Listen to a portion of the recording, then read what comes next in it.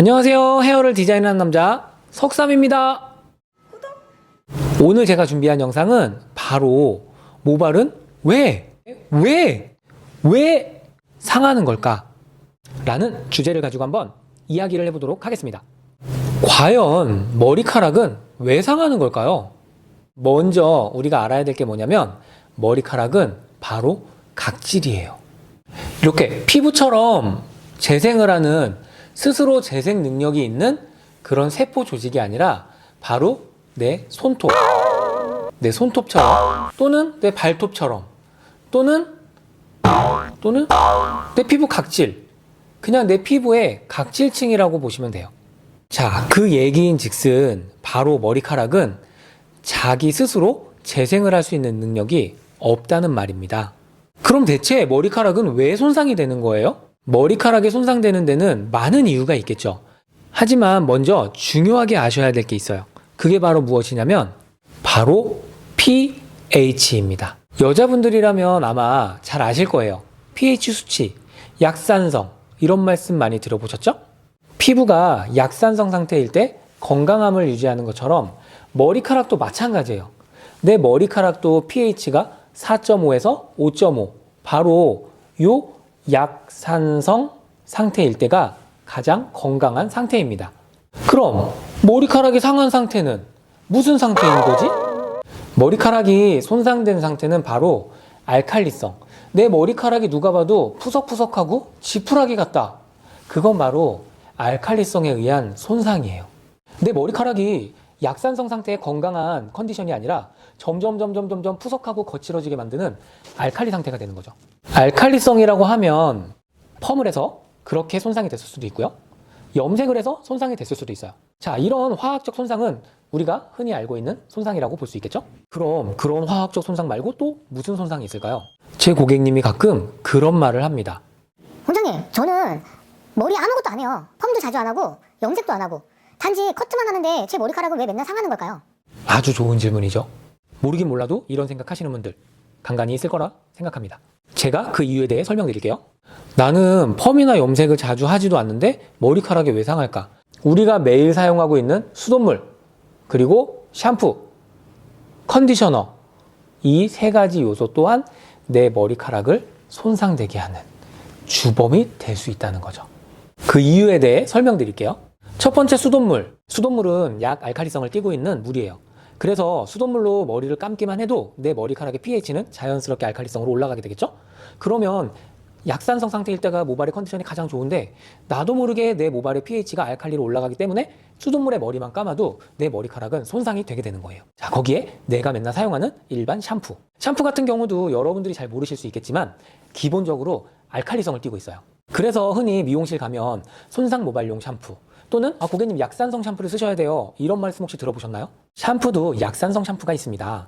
그래서 내 모발의 pH를 낮춰주려면 약산성 샴푸로 보습 케어를 해주셔야 돼요. 세 번째, 컨디셔너. 컨디셔너 같은 경우는 pH와 크게 상관은 없지만 그래도 왜 모발을 손상되게 하냐면 컨디셔너에는 모발을 부드럽게 만들어주는 실리콘 베이스의 성분들이 들어있어요. 이 실리콘 베이스가 모발의 큐티클층에 착 달라붙어서 내 머리카락을 찰랑이고 윤기나게 만들어주죠. 그리고 부드럽게 만들어주는 효과가 있어요. 하지만 이 실리콘 성분이 머리카락을 감을 때 그 실리콘이 벗겨져 나오면서 오히려 내 모발의 큐티클을 손상되게 하는 그런 상황을 초래하게 되죠. 자, 그럼 결론이 나왔네요. 원장님, 제 모발은 펌도 자주 안 하고 염색도 자주 안 하는데 왜 자꾸 상하는 걸까요? 그 이유는 바로 알칼리성 수돗물, 알칼리성 일반 샴푸, 그리고 내 모발의 큐티클을 손상되게 만드는 컨디셔너, 실리콘 베이스의 컨디셔너를 말씀드리는 거예요. 나는 그냥 집에서 샴푸만 했을 뿐인데 내 머리카락은 손상이 되게 되는 거죠.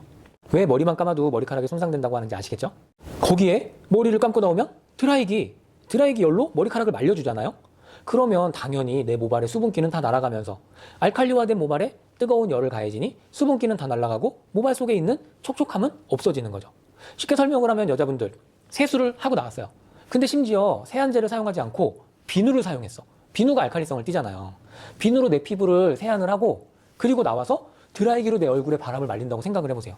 그럼 내 피부에 있는 유분기, 수분기 다 깔끔하게 날려버릴 수가 있죠. 그러면 피부는 어떻게 되나요? 거친 사막과 같이 되는 거죠. 이제 이해가 좀 되시나요?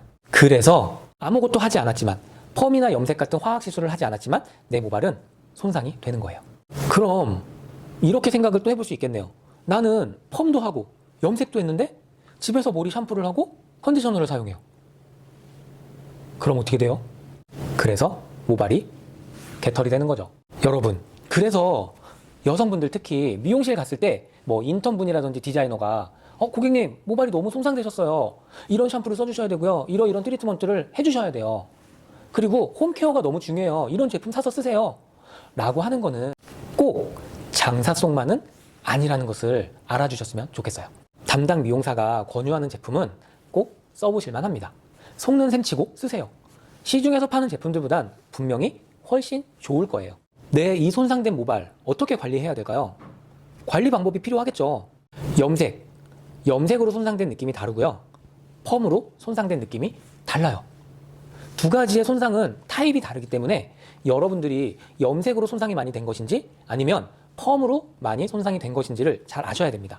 만약 펌도 주기적으로 하고 염색도 주기적으로 하시는 분들이라면 극손상 모발에 해당되는 트리트먼트를 써주시는 게 좋습니다. 염색으로 인해 모발이 푸석해졌을 거고 펌으로 인해 모발에 단백질이 많이 빠졌기 때문에 분명히 두 가지를 병행하시는 분들은 모발이 굉장히 많이 손상이 되어 있을 거예요. 그럼 첫 번째로 모발 속에 빠져있는 수분과 유분, 단백질을 채워줄 필요가 있고요. 항상 보습을 시켜줄 필요가 있어요. 그렇기 때문에 보습과 모발의 건강함을 찾아줄 수 있는 약산성 샴푸를 써주시고요. 그리고 내 모발 손상 정도에 따라 그에 걸맞는 트리트먼트를 홈케어로 써주시는 게 좋습니다. 이제 아시겠죠?